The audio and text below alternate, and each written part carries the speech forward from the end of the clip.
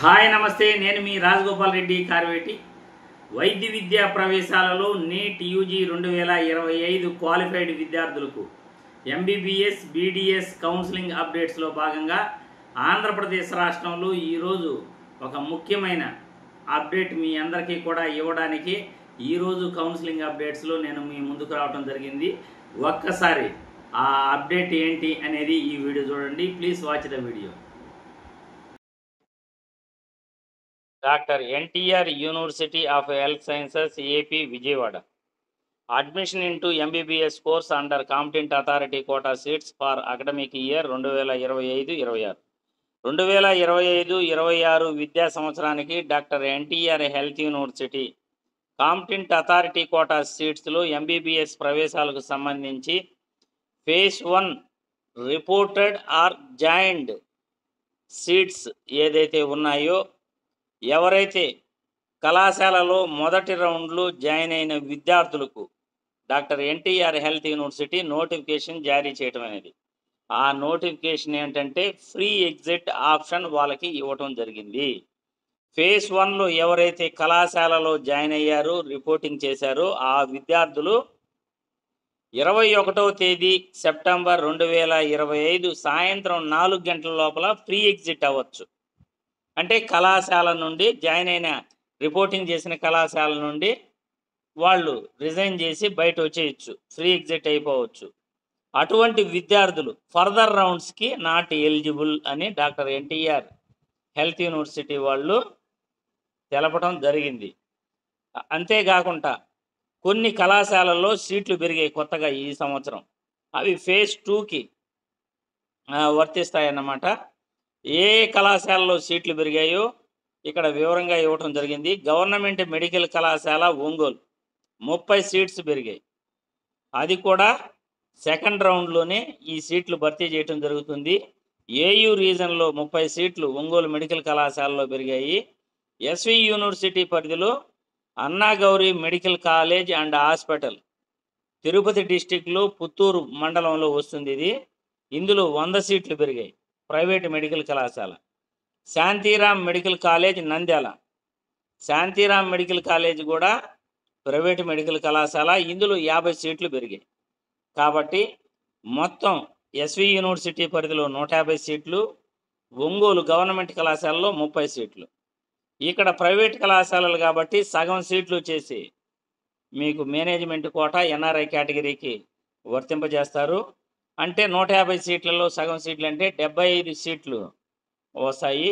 అందులో కూడా 150 సీట్లలో ఆల్ ఇండియా కోటా సీట్లు అయితే కొన్ని పోతాయి అన్నమాట.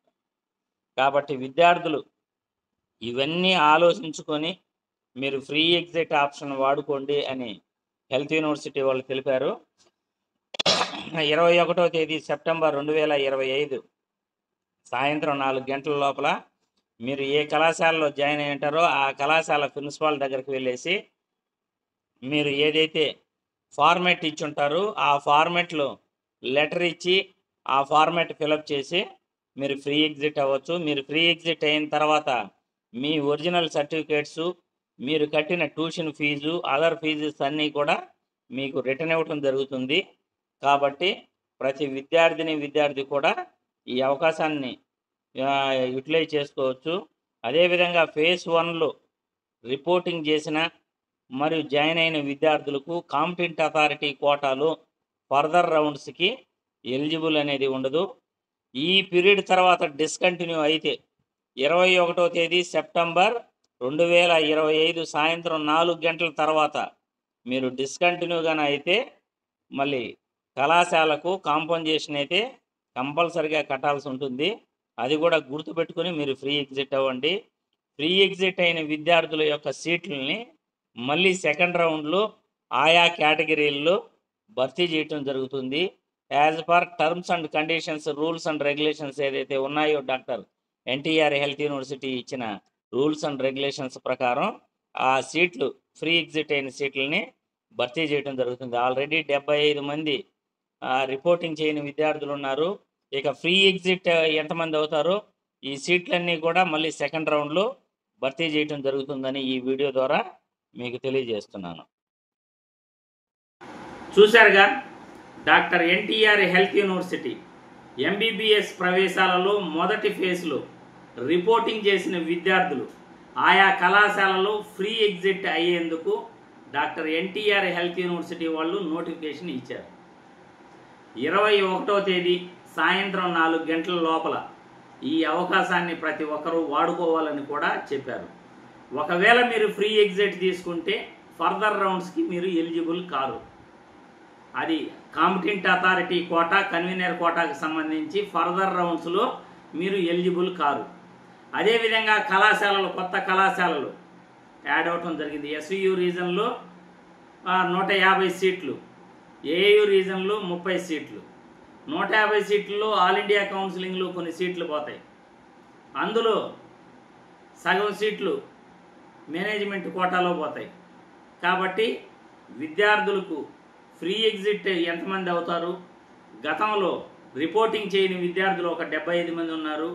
వీటన్నిటినీ కలిపి ఈ 21వ తేదీ లోపల ఎంతమంది ఫ్రీ ఎగ్జిట్ అవుతారో చూసుకుని తర్వాత రెండో రౌండ్కి దీన్ని బట్టి సీట్ అలాట్మెంట్ అనేది ఉంటుంది. ఫ్రీ ఎగ్జిట్ అయిన విద్యార్థుల యొక్క సీట్లు అదే కేటగిరీల్లో భర్తీ చేస్తారు అని కూడా ప్రతి ఒక్కరికి తెలిసిన విషయమే. కాబట్టి ఫ్రీ ఎగ్జిట్ అయ్యే ముందు ఆలోచించుకుని ఫ్రీ ఎగ్జిట్ అవ్వండి. ఒకవేళ ఈ ఫ్రీ ఎగ్జిట్ తర్వాత పీరియడ్ 21వ తేదీ సాయంత్రం 4 గంటల తర్వాత మీరు మధ్యలో కానీ మిడిల్ డ్రాప్ అయితే, డిస్కంటిన్యూ అయితే, కంటిన్యూగా డిస్కంటిన్యూ ఫీజు అనేది ఖచ్చితంగా పెనాల్టీ అయితే ఉంటుంది. అది కూడా ఆలోచించుకొని ఫ్రీ ఎగ్జిట్ కావాల్సిందిగా విద్యార్థులకు తెలియజేస్తున్నాను.